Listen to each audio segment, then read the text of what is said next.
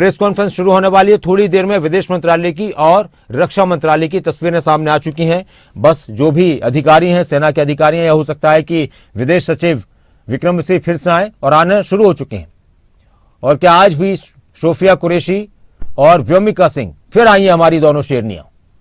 एक बार फिर से विक्रम मिश्री, विदेश सचिव, कर्नल सोफिया कुरैशी और विंग कमांडर व्योमिका सिंह भारत के सैन्य बल और भारत की तरफ से पाकिस्तान के खिलाफ जो भी कार्रवाई की गई है उसकी जानकारी देने के लिए और पाकिस्तान की तरफ से जिस तरह के अटैक करने की कोशिश की उसकी जानकारी देने के लिए आपके सामने लाइव प्रेस कॉन्फ्रेंस विदेश मंत्रालय की तरफ से।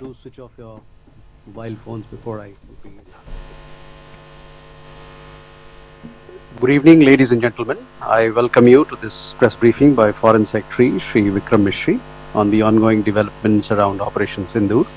We are also joined by Colonel Sophia Qureshi and Wing Commander Vyomika Singh. With that, I hand over the floor to Foreign Secretary. Sir, over to you. Thank you, Randeep. नमस्कार, good afternoon, आप सबका स्वागत है। और मैं सबसे पहले अनुरोध करूंगा कर्नल सोफिया कुरैशी से कि वो आपको आज तड़के सवेरे से हुई घटनाओं से अवगत कराएं। Colonel Qureshi. Thank you sir. नमस्कार। 8 से 9 मई 2025 की मध्य रात्रि को पाकिस्तानी सेना ने सैन्य बुनियादी ढांचे को निशाना बनाने के इरादे से पूरी पश्चिमी सेना पर भारतीय वायु क्षेत्र का कई बार उल्लंघन किया। यही नहीं बल्कि पाकिस्तानी सेना ने नियंत्रण रेखा पर भारी कैलिबर वाले हथियारों से गोलीबारी भी की। अंतर्राष्ट्रीय सीमा और नियंत्रण रेखा पर लेह से लेकर सरक्रीक तक 36 स्थानों पर 300 से 400 लगभग ड्रोनों का इस्तेमाल घुसपैठ का प्रयास करने के लिए किया गया। भारतीय सशस्त्र बलों ने काइनेटिक व नॉन काइनेटिक साधनों का उपयोग करके इनमें से कई ड्रोन्स को मार गिराया।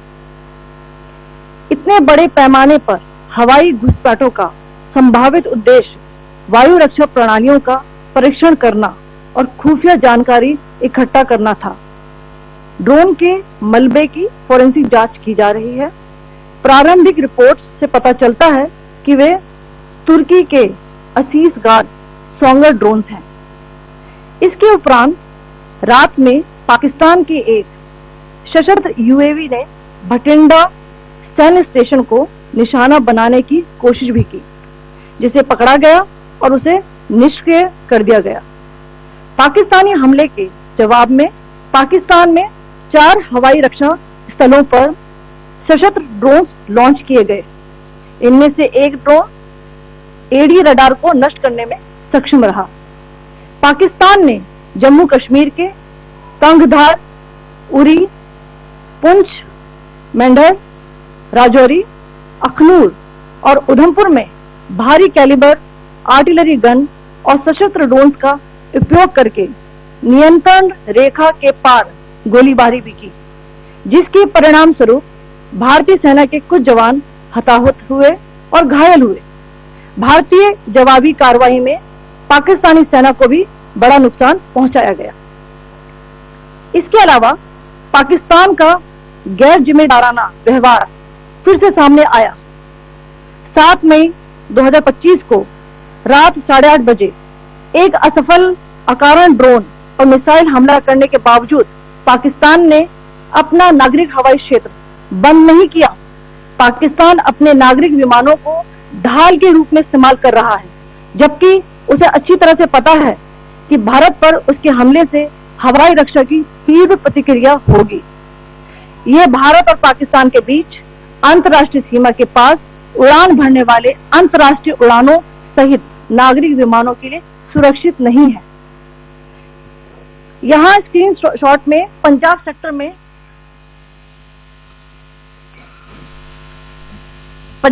में हाई एयर डिफेंस अलर्ट स्थिति के दौरान एप्लीकेशन फ्लाइट रडार 24 का डेटा दिखाया गया है। जैसा कि आप देख रहे हैं यहाँ पर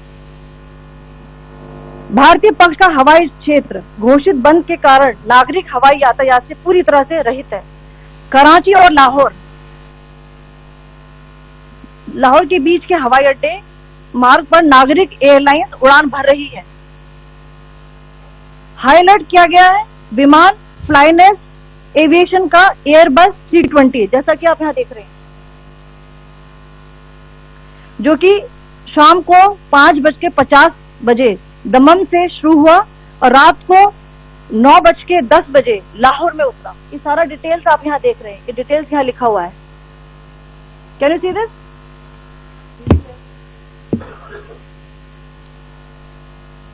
भारतीय वायुसेना ने अपनी प्रतिक्रिया में काफी संयम दिखाया और इस प्रकार अंतर्राष्ट्रीय नागरिक विमान सेवा की सुरक्षा सुनिश्चित की। धन्यवाद। जय Hind.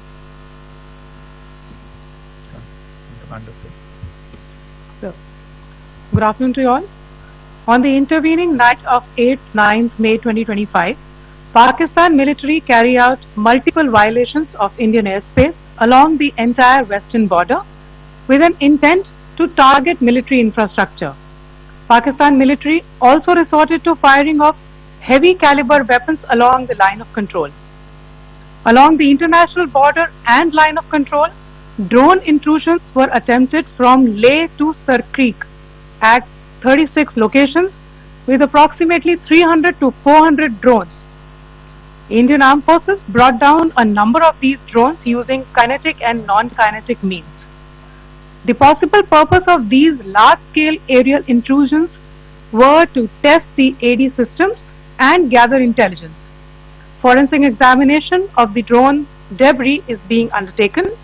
Preliminary reports suggest them to be of Aziz Guard Songa drone of Turkey. Later in the night, an armed UAV of Pakistan attempted to target Bhatinda military station, which was detected and neutralized. In response to the Pakistani attack, armed drones were launched at 4 air defense sites in Pakistan. One of the drones was able to destroy an AD radar.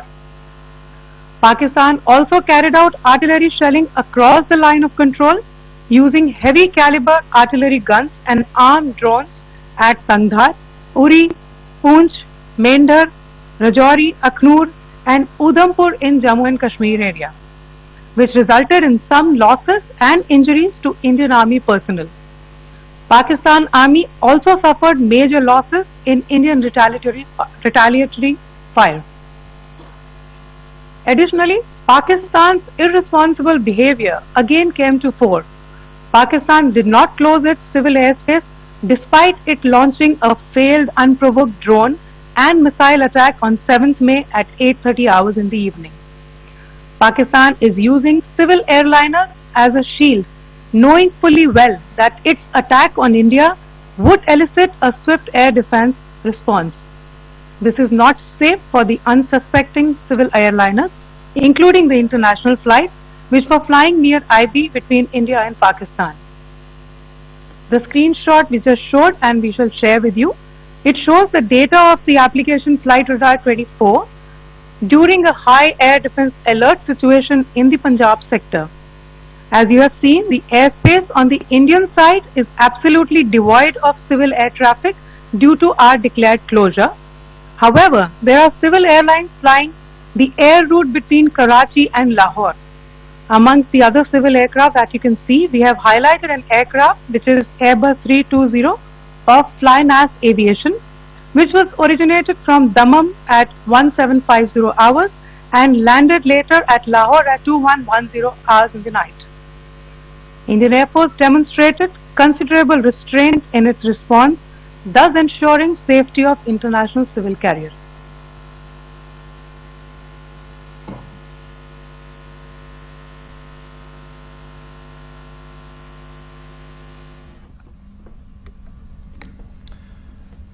Thank you, Colonel Qureshi, Wing Commander Singh. I have just a few points to share in addition. कल रात की पाकिस्तानी सेना की कायरतापूर्ण गतिविधियों से आपको colonel Qureshi और विंग कमांडर सिंह ने पहले ही अवगत करा दिया गया है.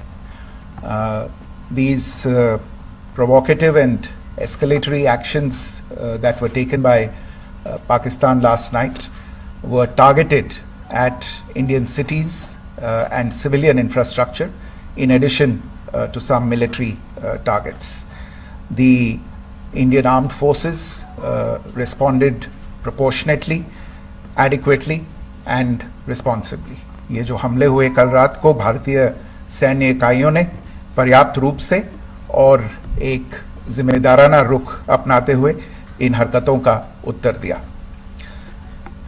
What I want to underline is that the official and blatantly farcical denial of these attacks that Pakistan carried out by the Pakistani state machinery is yet another example of their duplicity and the new depths that they are plumbing in their quest for disinformation. The other point in the same vein is Pakistani claims that they did not target or attack any religious places. You would recall that yesterday I shared with you an incident related to the attack on a Gurdwara in Poonch. Instead of owning up to these attacks, Pakistan made the preposterous and outrageous claim that it was the Indian Armed Forces and the Indian Air Force that was targeting cities like Amritsar and trying to put the blame on Pakistan. This is nothing but a desperate attempt by Pakistan to disown its acts of aggression, but it is also true to type in its effort to deceive and mislead the world. It will not succeed. The Gurdwara in Poonch in particular was attacked by Pakistan, and some local members of the Sikh community, including a Ragi of the Gurdwara, lost their lives in this incident, as I shared yesterday. TV पर आप इस हमले के चित्र देख सकते हैं. In addition, that we would attack our own cities is the kind of deranged fantasy that only the Pakistani state can come up with. Perhaps they do it because they are well versed in such action, as their history would show. The last point I wanted to make this evening is again this disinformation that is coming from Pakistan about India targeting the Nankana Sahib Gurdwara through a drone attack. This is again yet another blatant lie and part of Pakistan's disinformation campaign. As we saw in the Pahalgam attack, Pakistan is again trying desperately to impart a communal hue to the situation with an intention to create discord. Again, we are not surprised. India's steadfast unity in itself is a challenge to Pakistan. Let me stop there. I have time only for a few questions and be happy to try and answer them. First, I call Siddharth. Siddharth, please. Hi, sir. I'm Siddharth from Beyond. So this way. Siddharth, behind, please. The other Siddhant. Yes. Hi, sir. I'm Siddharth from CNN News 18. Sir, I only want to know from you the status of Kartarpur corridor. Is it open or not? You can. I think you're all aware of the situation along the entire India-Pakistan border and the areas around the line of control. In view of the existing security scenario, the services of the Kartarpur Sahib corridor have been suspended till further directions. We'll update you as and when there is a change in the situation. We have a question here. Rishabh. So, good evening, Rishabh from Times Now. So, you spoke about religious places being hit in Jammu. There's another religious place which is Caroline Nun church that has been hit. What do you have to say about it? If you can explain that. Yeah, actually, we do have some information about this extremely regrettable and condemnable incident. During heavy shelling across the line of control in the early morning of 7th May, a shell fired from Pakistan landed just behind the Christ School run by the Carmelites of Mary Immaculate congregation in Puj. Tragically, the shell fired from Pakistan hit the home of 2 students of the Christ School. Both students unfortunately lost their lives and their parents were severely injured. Another Pakistani shell struck a Christian convent of nuns belonging to the congregation of the Mother of Carmel, damaging water tanks and destroying solar panel infrastructure. Several priests, nuns, school staff and local residents took refuge in an underground hall beneath the Christ School during the shelling by Pakistan. The school happened to be closed at the time, fortunately. Otherwise, more losses would have occurred. Again, we have seen the Pakistani side targeting and shelling places of worship with a particular design. This includes gurdwaras, these convents and temples. This is a new low even for Pakistan.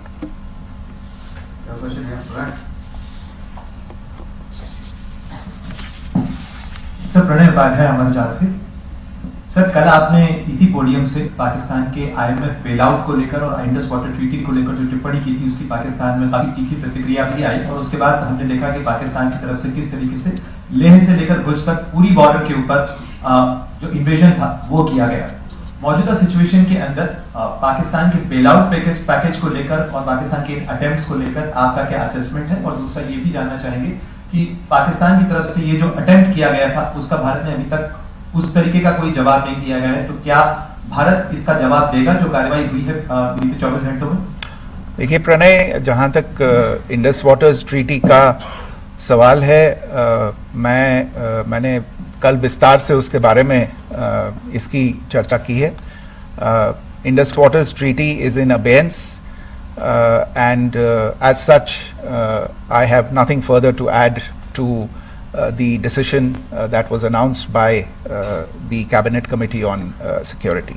जहाँ तक IMF bailout का सवाल है, आपको ज्ञान होगा कि IMF की आज मीटिंग हो रही है. हम वहाँ पे अपना पक्ष रखेंगे और जो हमारा मत है इन चीज़ों को लेके वहाँ पे साझा करेंगे दूसरे मेंबर्स के साथ. ये बोर्ड पे निर्भर है कि वहाँ पे क्या निर्णय होता है. और जहाँ तक जो कार्यवाही हुई है उसका जवाब देने का जो आपने जो प्रश्न उठाया है, जो आज ब्रीफिंग हुई है, जो आपको सूचना मिली है, मैंने भी कहा है कि जो आज सवेरे तड़के सवेरे जो गतिविधियां हुई, भारत ने उनका एक जिम्मेदाराना पूर्ण तरीके से और एक पर्याप्त तरीके से उसका जवाब दे दिया है. सिद्धांत. Hi sir, Siddhant from Beyond. Sir, the External Affairs Minister has spoken to many of his counterparts around the world. Yesterday he spoke to the US Secretary of State Marco Rubio. So what were the key areas of conversations during that call? Yes, the minister had a conversation with the US Secretary of State. As you can imagine, the focus of discussions was the terrorist attack in Pahalgam and the response that India mounted after that on the 7th of May. The Secretary of State shared his thoughts on these developments with the minister. The minister deeply appreciated the US's commitment to work with India in the fight against terrorism, and he also underlined the targeted measures that India had taken in connection with Op Sindoor.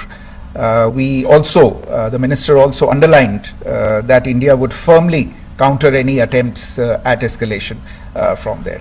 But in follow-up to that, as you are aware, there have been a number of other conversations. The minister had a conversation with the UK Foreign Secretary, David Lammy, today. There too, the discussion centered around countering terrorism, for which there must be zero tolerance. And I understand just a short while ago, the External Affairs Minister has also spoken to the Foreign Minister of Norway, Espen Barth Eide, which was also focused on recent developments stemming from the terrorist act in Pahalgam. One last question, Sudhir. So, Foreign Secretary, thank you for doing this. Shri Ranjan from Bloomberg. Foreign Secretary, India had struck Bahawalpur the other day, which is also connected with the murder of one of us journalists, Daniel Pearl. If you could give us an understanding of what exactly are the reports that you're getting. You're right. Bahawalpur is the headquarters of the Jaish-e-Mohammed terrorist group that is proscribed by the United Nations. Its leader, Maulana Masood Azhar, is a proscribed individual. It is, you brought up the connection with the tragic death or killing of Daniel Pearl of the Wall Street Journal.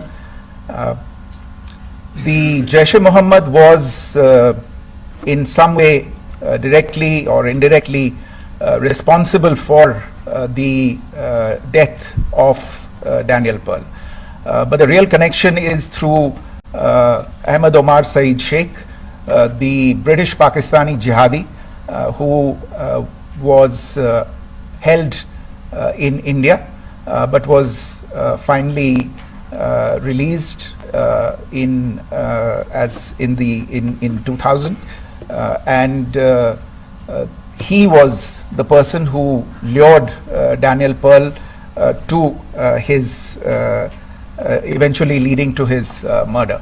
So these are all obviously connected figures, connected individuals, connected institutions, and the attack on Bahawalpur, on that facility of the Jaish-e-Mohammed in Bahawalpur is, I would imagine, a fitting part of this unfortunate incident. Thank you all. Thank you, sir. With that, we come to the closure of this press briefing. Thank you very much.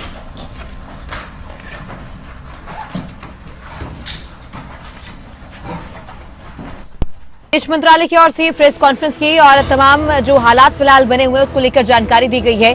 Bharat और पाकिस्तान की भी जो मौजूदा स्थिति है उसको लेकर जानकारी देते हुए नजर आए और कहा कि पाकिस्तान ने तुर्की के ड्रोन इस्तेमाल किए हैं। भारत की कार्रवाई में पाकिस्तान की सेना को काफी नुकसान हुआ है। कहा कि पाकिस्तान ने 300 से 400 ड्रोन से हमले की कोशिश की, लेकिन भारतीय सेना ने उसका मुंह तोड़ जवाब दिया और इन सभी हमलों को नाकाम किया गया। पाकिस्तान ने झूठ फैलाया कि भारत की ओर से गुरुद्वारा श्री ननकाना साहिब पर हमला किया गया। ननकाना साहिब कॉरिडोर ट्रीटी को जो है सस्पेंड किया गया है। पंच में रिहायशी घरों पर भी पाकिस्तान की ओर से हमला किया गया, जिसमें 2 बच्चों की मौत हो गई है। पंच में पाक हमले में 2 भारतीय बच्चों के 2 छात्रों की मौत हो गई है। तो मौजूदा हालातों को लेकर विदेश मंत्रालय की ओर से जानकारी दी गई है। विदेश मंत्रालय ने प्रेस कॉन्फ्रेंस की। विदेश सचिव विक्रम मिस्री की ओर से जो है जानकारी दी गई और उनके साथ विंग कमांडर व्योमिका सिंह और साथ ही कर्नल सोफिया कुरैशी मौजूद थी। तो भारत की कार्रवाई में पाकिस्तान की सेना को काफी नुकसान हुआ है। पाकिस्तान के जो कई बंकर्स हैं वो भारतीय सेना द्वारा ध्वस्त किए गए हैं। पाकिस्तान धार्मिक स्थलों पर हमला कर रहा है। धार्मिक स्थलों साथ ही जो रिहायशी इलाके हैं, स्कूल, कॉलेज, सभी जगहों पर जो है पाकिस्तान की ओर से हमला किया जा रहा है। रिहायशी इलाकों को खासतौर पर जो है पाकिस्तान निशाना बना रहा है, जबकि भारत की ओर से जो है जो कार्रवाई भारत कर रहा है उसमें सिर्फ सैन्य ठिकानों को ही निशाना बनाया जा रहा है। लेकिन पाकिस्तान की ओर से जो कार्रवाई की जा रही है, जो बमबारी या गोलीबारी की जा रही है, वो रिहायशी इलाकों को ध्यान में रखते हुए की जा रही है। इसके साथ ही जो शिक्षण संस्थान है, स्कूल है, कॉलेज है या फिर धार्मिक स्थल है, मंदिर, गुरुद्वारा, उन जगहों पर भी जो है गोलीबारी की जा रही है, उन जगहों पर भी जो है मिसाइलें दागी जा रही है। तो विदेश मंत्रालय की ओर से प्रेस कॉन्फ्रेंस की गई और मौजूदा हालातों को लेकर, मौजूदा स्थिति को लेकर जानकारी दी गई है। भारत ने पाकिस्तान को करारा जवाब दिया है। पाकिस्तान झूठ फैला रहा है, प्रोपेगेंडा फैला रहा है और इस तरह से जो है जानकारी देते हुए विक्रम मिस्री नजर आए। उन्होंने कहा कि नानकाना साहिब को लेकर भी झूठ फैलाया गया कि नानकाना साहिब पर भारत ने हमला किया और नानकाना साहिब को नुकसान पहुंचा, जबकि ऐसा कुछ नहीं है। पाकिस्तान के सिर्फ जो सैन्य अड्डे हैं उन्हें ध्वस्त करने की भारत की जो है लगातार कोशिश है। उन्हीं अड्डों को जो है निशाना भारत बनाते हुए हमले कर रहा है। पाकिस्तान ने झूठ फैलाया कि भारत ने नानकाना साहिब पर हमला किया। इस प्रेस कॉन्फ्रेंस के दौरान जो है जानकारी विदेश सचिव की ओर से दी गई है। तो भारत पाक तनाव के बीच जो है ये काफी अहम प्रेस कॉन्फ्रेंस थी और मौजूदा हालातों को लेकर, क्योंकि जिस तरह बीती रात हालात काफी तनावपूर्ण बने रहे, एक के बाद एक जो हमले हैं पाकिस्तान की ओर से किए जा रहे थे और मुंह तोड़ जवाब उसका भारतीय सेना दे रही थी, तो उसको लेकर भी जो मौजूदा स्थिति है, क्या कुछ अपडेट था, विदेश मंत्रालय की ओर से प्रेस कॉन्फ्रेंस कर तमाम जो डाउट्स थे उन्हें क्लियर किया गया, जो जानकारी है वो साझी की गई। और जांच में जो है ये भी पता चला है कि तुर्की के जो ड्रोन है पाकिस्तान ने इस्तेमाल किए हैं, 300 से 400 ड्रोन तुर्की के इस्तेमाल पाकिस्तान द्वारा किए गए हैं। और आज भी जो है कई जगहों पर उन मिसाइल्स का मलबा बरामद हुआ है, वो कहीं जिंदा बम ना हो, उसको लेकर भी जो है फोरेंसिक जांच की जा रही है। बम स्क्वाड की जो टीमें हैं वो वहां पर पहुंची हैं और लगातार जो है जांच की जा रही है ताकि लोगों को किसी तरह का कोई नुकसान ना हो।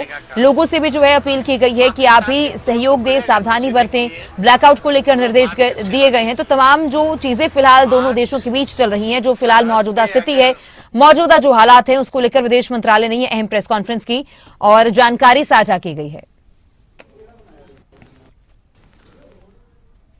तो भारत की कार्रवाई में पाकिस्तान की सेना को काफी नुकसान हुआ, ये विदेश मंत्रालय की प्रेस कॉन्फ्रेंस के दौरान जो है जानकारी दी गई। साथ ही उन्होंने कहा कि नानकाना साहिब को लेकर जो झूठ पाकिस्तान फैला रहा है कि भारत ने नानकाना साहिब पर हमला किया है और उससे जो है नानकाना साहिब को नुकसान हुआ, जबकि ऐसा कुछ भी नहीं है, ये साफ किया गया है। बिल्कुल तमन्ना, अगर बात की जाए तो देखिए हम कई दिन से देख रहे हैं, जब ऑपरेशन सिंदूर हुआ था तो उसके बाद विदेश सचिव विवेक मिश्री आए थे और उनके साथ कर्नल सोफिया और विंग कमांडर व्योमिका आई। फिर लगातार ये तीसरा दिन है जब भारत की तरफ से जिस तरह की भी कार्रवाई की गई है, पाकिस्तान की तरफ से जो भी हरकतें हो रही हैं उसके बारे में जानकारी देश के सामने रखी जा रही है। और इससे एक विश्वास पैदा होता है, इससे एक इंफॉर्मेशन, वो सूचना देश तक पहुंचती है जो बिल्कुल ऑथेंटिक है और ऑफिशियल है। और इस तरह की जो भी इंफॉर्मेशन होती है तो उसके बाद ही सारी चीजें फिर और बेहतर तरीके से आगे बढ़ती हैं। बहुत बड़ी बड़ी बातों का जिक्र यहां पर विवेक मिश्री कर रहे थे, विदेश सचिव। सबसे पहले सोफिया कुरैशी ने जानकारी दी कि किस तरह से कल से लेकर, जो कल रात में हम खबरें देख रहे थे, कल 8 तारीख से लेकर 9 तारीख तक, सुबह तक, दोपहर तक जो भी गतिविधियां रही हैं कि पाकिस्तान ने किस तरह से ड्रोन अटैक करने की कोशिश की और अलग अलग जगहों पर ड्रोन अटैक करने की कोशिश पाकिस्तान की तरफ से की गई। पाकिस्तान ने हमले किए लेकिन तमाम हमले पाकिस्तान के नाकाम कर दिए गए। भारतीय सेना ने एक भी ड्रोन, एक भी मिसाइल भारत की धरती पर नहीं गिरने दिया गया। इसके साथ ही भारत की तरफ से पाकिस्तान के किन किन शहरों पर फिर टारगेट किया गया तो उसका भी उन्होंने जिक्र किया। तो ये सारी चीजें अब ऑफिशियल तरीके से सामने आ चुकी हैं। लेकिन जो विवेक मिश्री ने एक बात उन्होंने कही कि पाकिस्तान इस वक्त बहुत बुरी तरह से घिरा हुआ है और उसने एक झूठ फैलाया, एक प्रोपेगेंडा किया कि ननकाना साहिब पर भारतीय सेना की तरफ से हमला किया गया, तो उसका यह झूठ था और उसका भी पर्दाफाश हो चुका है। लेकिन इसके अलावा पाकिस्तान ने पुंछ में, राजौरी में कई जगहों पर आम नागरिकों को निशाना बनाया है। स्कूल्स पर पाकिस्तान की तरफ से हमला किया गया, धार्मिक स्थलों पर पाकिस्तान की तरफ से हमला किया गया और साथ ही आम नागरिकों पर पाकिस्तान की तरफ से हमला किया गया। 2 छात्रों की मौत भी हुई है, इसका भी जिक्र किया और उन्होंने ये बात भी कही कि ये तो गनीमत थी कि स्कूल बंद थे, वरना और भी ज्यादा लोगों की जान जा सकती थी। पाकिस्तान की हर एक हरकत का जवाब दिया जा रहा है। इसके अलावा जिस तरह से भी पाकिस्तान की कोशिशें हो रही है, एक और बात यहां पर निकलकर सामने आई कि जो ड्रोन पाकिस्तान ने इस्तेमाल किए थे वो तुर्की से खरीदे हुए थे। वो तुर्की के ड्रोन थे, वो खरीदे थे, क्या था वो बात की बात है, लेकिन वो तुर्की के ड्रोन थे जो पाकिस्तान ने भारत की तरफ भेजे थे, जिनको भारतीय डिफेंस सिस्टम ने मार गिराया था। तो आज की अगर हम बात करें तो अभी तक तो हालात शांतिपूर्ण लग रहे हैं। भारत बार बार एक बात जरूर कहता रहा है कि हमारा अटैक आतंकवाद के खिलाफ था और हम उसके खिलाफ लड़ते रहेंगे, इसी तरह के अटैक करते रहेंगे और पाकिस्तान की हर एक जरूरत का इसी तरह से मुंहतोड़ जवाब दिया जाएगा जिस तरह से हमारे वीर बहादुर सैनिकों ने अब तक जवाब दिया है।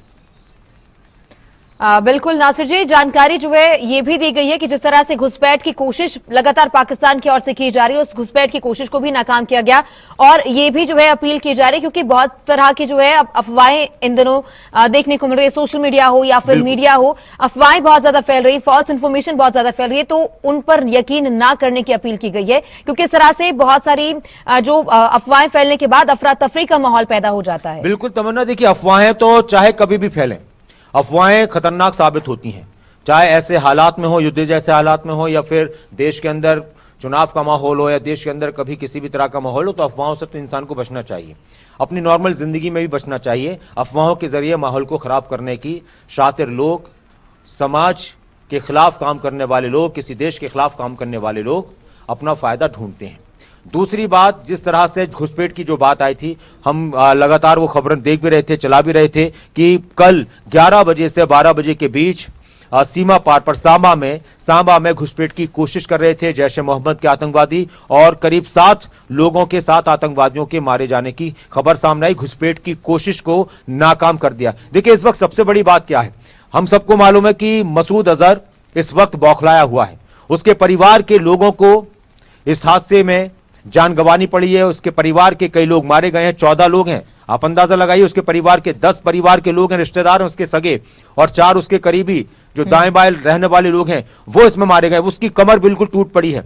उसने धमकी भी दी, गिदड़ भपकी भी दी कि एक जान का बदला लिया जाएगा और इस खून का बदला लिया जाएगा। तो बौखलाया हुआ है, और बौखलाहट में इन लोगों की कोशिश आतंकवादियों की ये रहेगी कि सीमा पार कर ये भारत में कहीं पर भी आतंकवाद की फिर से कोई गतिविधि अंजाम दें। लेकिन हमारी सेना हर स्तर पर मुस्तैद है, हर स्तर पर चौकन्नी है। जहां एक तरफ पाकिस्तान की गोलीबारी का मुंह तोड़ जवाब दिया जा रहा है, तो वहीं दूसरी तरफ सरहद की सुरक्षा इस तरीके से भी की जा रही है कि कोई भी अगर घुसपैठ की कोशिश करता है तो उसको नाकाम कर दिया जाएगा। कल एक खबर आई थी कि 7 आतंकवादियों को मारा गया और घुसपैठ की कोशिश को नाकाम किया गया।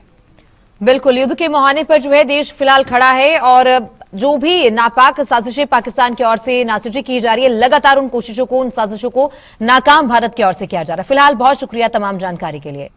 विदेश मंत्रालय की ओर से प्रेस कॉन्फ्रेंस की गई, मौजूदा हालातों को लेकर जो जानकारी दी है, साथ ही किस तरह की आगे परिस्थितियां पैदा हो सकती हैं, इसको लेकर भी जो है जानकारी दी गई है, और अफवाहों पर खासतौर पर जो है यकीन ना करने की सलाह